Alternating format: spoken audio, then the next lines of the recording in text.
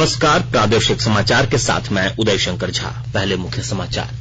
प्रधानमंत्री नरेंद्र मोदी झारखंड समेत 6 राज्यों में कल लाइट हाउस परियोजनाओं की रखेंगे आधारशिला। सीबीएसई बोर्ड की 10वीं और 12वीं की परीक्षाओं की तारीखों की आज होगी घोषणा, विद्यार्थियों का इंतजार होगा खत्म। राज्य में पिछले 24 घंटों के दौरान कोरोना के 223 नए मामले आए सामने, 185 संक्रमितों ने दी महामारी को मात। और मौसम पूर्वानुमान के अनुसार 1 जनवरी को खुशनुमा रहेगा मौसम। अगले 2 दिनों तक रांची समेत राज्य भर में नहीं होगा कोई बदलाव। अब समाचार विस्तार से। कोविड-19 महामारी के खिलाफ देश एकजुट होकर लड़ रहा है। आप भी हमारे साथ सुरक्षा और बचाव के 3 आसान एहतियाती उपायों का संकल्प लें। मास्क पहनें, 2 गज की दूरी है जरूरी, सुरक्षित दूरी बनाए रखें, हाथ और मुंह साफ रखें। प्रधानमंत्री नरेंद्र मोदी कल सुबह 11 बजे वीडियो कॉन्फ्रेंसिंग के माध्यम से 6 राज्यों के 6 शहरों में लाइट हाउस परियोजनाओं की आधारशिला रखेंगे। प्रधानमंत्री सस्ते और टिकाऊ आवासीय उत्प्रेरक आशा के तहत विजेताओं की घोषणा भी करेंगे और प्रधानमंत्री आवास योजना शहरी को लागू करने में उत्कृष्टता के लिए वार्षिक पुरस्कार भी प्रदान करेंगे। आवासन और शहरी मामलों के मंत्री तथा त्रिपुरा, झारखंड, उत्तर प्रदेश, मध्य प्रदेश, गुजरात, तमिलनाडु और आंध्र प्रदेश के मुख्यमंत्री भी इस अवसर पर मौजूद रहेंगे। झारखंड में रांची के धुर्वा स्थित मौसी बाड़ी के पास लाइट हाउस प्रोजेक्ट का निर्माण होना है। इसके तहत गरीबों के लिए 1008 आवासों का निर्माण कराया जाएगा। प्रधानमंत्री नरेंद्र मोदी आज वीडियो कॉन्फ्रेंसिंग के माध्यम से गुजरात के राजकोट में अखिल भारतीय आयुर्विज्ञान संस्थान की आधारशिला रखेंगे। इस परियोजना के लिए 200 एकड़ भूमि आवंटित की गई है। इस पर 1195 करोड़ रुपए की लागत आने का अनुमान है और इसके वर्ष 2022 तक पूरे होने की संभावना है। प्रधानमंत्री नरेंद्र मोदी ने कल 34वीं प्रगति बैठक की अध्यक्षता की। बैठक में विभिन्न परियोजनाओं, कार्यक्रमों और शिकायतों की समीक्षा की गई। इसमें रेल मंत्रालय, भूतल परिवहन और राजमार्ग मंत्रालय तथा आवासन और शहरी मामलों के मंत्रालय से जुड़ी परियोजनाओं के बारे में विचार विमर्श किया गया।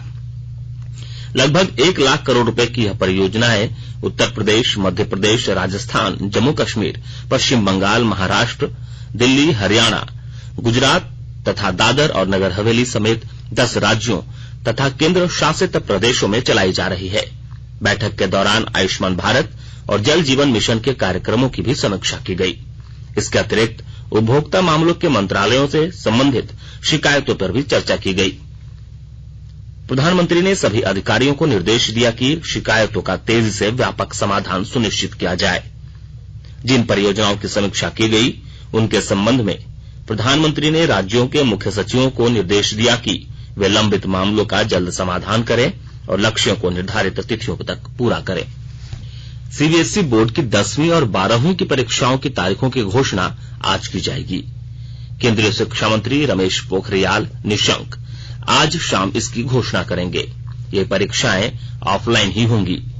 रिपोर्ट के मुताबिक शैक्षणिक सत्र 2020-21 के लिए बोर्ड परीक्षाओं का आयोजन कम किए गए सिलेबस के अनुसार किया जाएगा। देश में कल से सभी वाहनों पर फास्टैग लगाना अनिवार्य हो जाएगा। यात्रियों को इससे यह सुविधा होगी कि उन्हें टोल प्लाजा पर नकद भुगतान के लिए रुकना नहीं पड़ेगा। इससे समय और ईंधन की बचत होगी। सड़क परिवहन और राजमार्ग मंत्रालय ने पिछले महीने अधिसूचना जारी करके उन पुराने वाहनों पर भी 1 जनवरी 2021 से फास्टैग लगाना अनिवार्य कर दिया जिन्हें 1 दिसंबर 2017 से पहले खरीदा गया था। मंत्रालय ने कहा कि फास्टैग की उपलब्धता सुनिश्चित करने के लिए कदम उठाए जा रहे हैं ताकि सभी गाड़ियों पर लोग फास्टैग अपनी सुविधा के अनुसार लगवा सकें।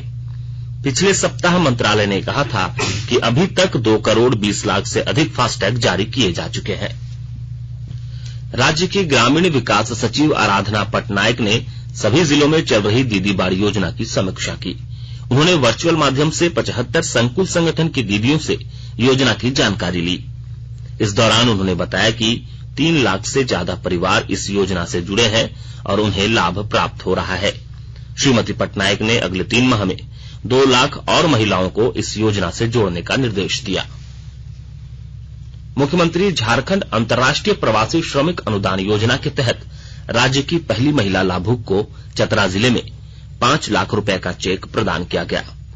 महिला लाभुक रूपा देवी को चेक सौंपते हुए उपायुक्त दिव्यांशु झा ने बताया कि इनके पति जय कुमार सिंह की इसी वर्ष वियतनाम के हनोई में कार्य करते हुए मौत हो गई थी। विश्व में भारतवंशियों से संपर्क करने के लिए विदेश राज्य मंत्री वी मुरलीधरन ने ग्लोबल प्रवासी रिश्ता वेबसाइट और मोबाइल ऐप की शुरुआत की है। एक ट्वीट में कल श्री मुरलीधरन ने बताया कि यह वेबसाइट हमारे भारतवंशियों, विदेश मंत्रालय और विदेश में स्थित मिशनों के बीच संचार प्लेटफॉर्म के रूप में कार्य करेगी और भारतवंशियों को घनिष्ठ रूप से जोड़ने में मदद करेगी। आकाशवाणी के ताजा तरीन समाचारों के लिए आप हमारी वेबसाइट newsonair.com पर लॉग ऑन कर सकते हैं। ताजा समाचार Twitter handle @AIR News Alerts और Facebook page all India radio news पर भी उपलब्ध है। आप प्रादेशिक समाचार एकांश के ट्विटर हैंडल @AIR News _ और Facebook page AIR News Ranchi के अलावा YouTube channel regional news unit Ranchi पर भी हमारे बुलेटिन सुन सकते हैं। प्रादेशिक समाचार आप आकाशवाणी रांची से सुन रहे हैं और अब पेश है कोरोना से बचाव के कुछ संदेश। चलो मिलकर एक शुरुआत करें, चलो एक फैसला आज करें, मास्क नहीं तो टोकेंगे, कोरोना को रोकेंगे, चलो एक इरादा करते हैं, चलो कुछ वादा करते हैं, मास्क नहीं तो टोकेंगे, कोरोना को रोकेंगे। भारत सरकार द्वारा जनहित में जारी।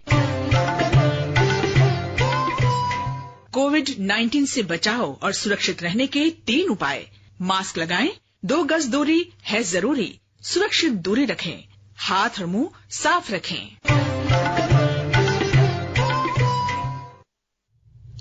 राज्य में पिछले 24 घंटों के दौरान कोरोना के 223 नए मरीज मिले हैं। इसके साथ ही यहां कुल संक्रमितों की संख्या 1,14,873 हो गई है। हालांकि इनमें से 1,12,206 संक्रमित स्वस्थ हो चुके हैं। राज्य में सक्रिय मामलों की संख्या 1,640 है। पिछले 24 घंटे में 183 मरीजों ने इस वैश्विक महामारी को मात दी है। इसके साथ ही राज्य में स्वस्थ होने वालों की दर करीब 98% हो गई है, जो राष्ट्रीय औसत से अधिक है। केंद्र सरकार ने कोविड महामारी को ध्यान में रखते हुए व्यक्तिगत करदाताओं के लिए आयकर रिटर्न भरने की तारीख 10 जनवरी 2021 तक बढ़ा दी है। कंपनियों के लिए वित्त वर्ष 2019-20 का आयकर रिटर्न भरने की अंतिम तारीख भी 15 फरवरी 2021 तक बढ़ा दी गई है। आयकर विभाग ने कहा है कि करदाताओं को कोविड महामारी के कारण कुछ शर्तों के पालन में आ रही दिक्कतों के मद्देनजर यह फैसला किया गया है। इससे पहले व्यक्तिगत करदाताओं के लिए आयकर रिटर्न भरने की तारीख 31 दिसंबर 2020 थी। कंपनियों के लिए रिटर्न भरने की अंतिम तिथि 31 जनवरी 2021 निर्धारित की गई थी।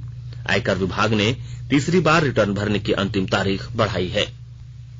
केंद्र सरकार और किसान संगठनों के बीच अगले दौर की बातचीत 4 जनवरी को होगी। कल नई दिल्ली में किसान संगठनों के प्रतिनिधियों के साथ केंद्र सरकार की 6ठी दौर की बातचीत हुई। बैठक में केंद्रीय मंत्री नरेंद्र सिंह तोमर, पीयूष गोयल और सोम प्रकाश शामिल हुए। बैठक के बाद कृषि मंत्री नरेंद्र सिंह तोमर ने कहा कि बातचीत अच्छे वातावरण में हुई और सकारात्मक रूप से संपन्न हुई। श्री तोमर ने किसान नेताओं को आश्वासन दिया कि सरकार उनकी समस्याओं को सुलझाने के लिए प्रतिबद्ध है और सौहार्दपूर्ण समाधान के लिए दोनों पक्षों को कदम आगे बढ़ाने की जरूरत है। उन्होंने कहा कि 4 मुद्दों में से 2 पर बैठक में सहमति बन गई है। जो 4 विषय चर्चा के लिए रखे थे, उनमें 2 विषयों पर आपसी रजामंदी सरकार और यूनियन के बीच में हो गई है। पहला, जो एनवायरमेंट से संबंधित ऑर्डिनेंस है, उसमें फराली और किसान सम्मिलित हैं। उनकी शंका थी कि किसान को इसमें नहीं होना चाहिए। सरकार ने कहा है कि हम आपकी चिंता से वाकिफ हैं और इस मामले में दोनों पक्षों में रजामंदी हो गई है। दूसरा, इलेक्ट्रिसिटी एक्ट, किसानों की सिंचाई के लिए जो विद्युत की सब्सिडी दी जाती है, वो राज्य जिस प्रकार से पहले से देते रहे हैं वैसी ही चलनी चाहिए। राज्य के कृषि मंत्री बादल ने कहा है कि राज्य सरकार की किसान ऋण माफी योजना से प्रदेश के 9 लाख से ज्यादा किसानों को फायदा मिलेगा। बोकारो में पत्रकारों से बातचीत करते हुए श्री बादल ने कहा कि राज्य में 3 लाख से ज्यादा किसानों के खाते एनपीए हैं। इस पर भी सरकार आने वाले दिनों में सहानुभूतिपूर्वक विचार करेगी। श्री बादल ने कहा कि फिलहाल किसानों के 50,000 तक का ऋण माफ हुआ है, लेकिन सरकार की मंशा 2 लाख रुपए तक का ऋण माफ करने की है। सरकार सत्ता में जब आने के लिए जद्दोजहद कर रहे थे, उस समय हमने किसानों से वादा किया था, यहाँ के स्थानीय लोगों से वादा किया था। हमारे लीडर राहुल जी, सोनिया जी, तेजस्वी यादव जी और हेमंत सोरेन जी गुरु जी ने ये वादा किया था कि हम यदि सत्ता में आते हैं तो हम लोगों के सुख दुख को सुनेंगे। किसानों से भी वादे किए गए थे। मैं कृषि विभाग का सेवक होने के नाते, मंत्री होने के नाते अथक प्रयास से लोगों के आंसुओं को पूछने का काम किया। 2,000 करोड़ रुपए की ऋण माफी हमने की, जिससे 9,07,000 किसानों को फायदा पहुंचेगा, जिसमें 7,84,000 किसानों को का डायरेक्ट ऋण माफ होगा। उसका 1 भी रुपया बकाया नहीं रहेगा। 1,23,000 किसानों का मैक्सिमम 50,000 तक बकाया रहेगा। धनबाद रेल मंडल के डीआरएम आशीष बंसल ने कल हजारीबाग स्टेशन का जायजा लिया। इस दौरान उन्होंने कटकमदाग रेलवे साइडिंग का निरीक्षण किया और अधिकारियों को आवश्यक दिशा निर्देश दिए। इस दौरान पत्रकारों से बातचीत में श्री बंसल ने बताया कि 2022 तक बरकाकाना रांची रेलवे लाइन का निर्माण कार्य पूरा हो जाएगा।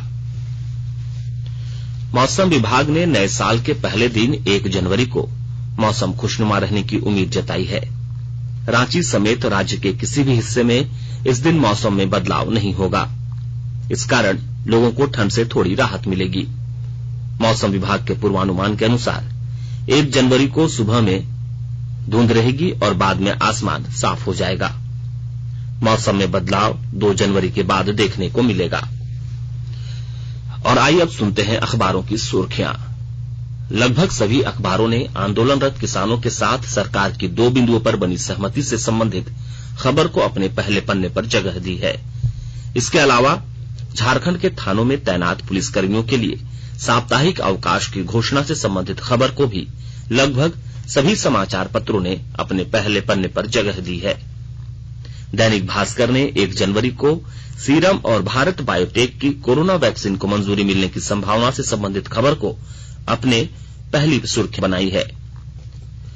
दैनिक हिंदुस्तान ने केंद्र और किसानों के बीच बर्फ पिघलने की उम्मीद से संबंधित खबर को अपने पहले पन्ने पर जगह दी है। दैनिक जागरण ने कोरोना वायरस के नए रूप के प्रसार से संबंधित खबर को पहले पन्ने पर प्रमुखता से प्रकाशित किया है। प्रभात खबर ने ब्रिटेन में ऑक्सफोर्ड वैक्सीन को मंजूरी मिलने की खबर को पहली सुर्खी बनाई है।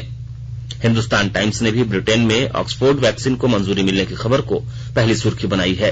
द टाइम्स ऑफ इंडिया ने 2 बिंदुओं पर किसानों और सरकार के बीच बनी सहमति की खबर को पहले पन्ने पर स्थान दिया है। अंत में मुख्य समाचार एक बार फिर। प्रधानमंत्री नरेंद्र मोदी झारखंड समेत 6 राज्यों में कल लाइट हाउस परियोजनाओं की रखेंगे आधारशिला। सीबीएसई बोर्ड की 10वीं और 12वीं की परीक्षाओं की तारीखों की आज होगी घोषणा। विद्यार्थियों का इंतजार होगा खत्म। राज्य में पिछले 24 घंटों के दौरान कोरोना के 223 नए मामले आए सामने। 185 संक्रमितों ने दी महामारी को मात। और मौसम पूर्वानुमान के अनुसार 1 जनवरी को खुशनुमा रहेगा मौसम। अगले 2 दिनों तक रांची समेत राज्य भर में नहीं होगा कोई बदलाव। इसके साथ ही आकाशवाणी रांची से प्रादेशिक समाचार का ये बुलेटिन समाप्त हुआ। नमस्कार। सुरक्षित रहिए और सुनते रहिए आकाशवाणी।